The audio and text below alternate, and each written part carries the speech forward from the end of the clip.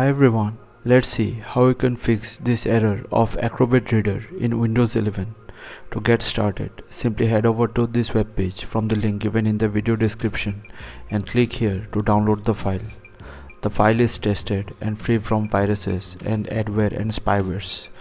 Once you download it, you have to install it. But before installing it, go to Control Panel.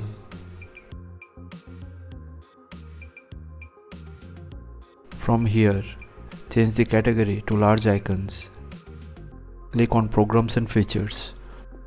From the list here, select Adobe Acrobat and simply uninstall it. Once uninstalled, right-click over the downloaded file and run it as administrator. Click on Next from here. At this point, make sure you select the last option of manually check for and install updates and click on Install. Now wait for the installation process to finish.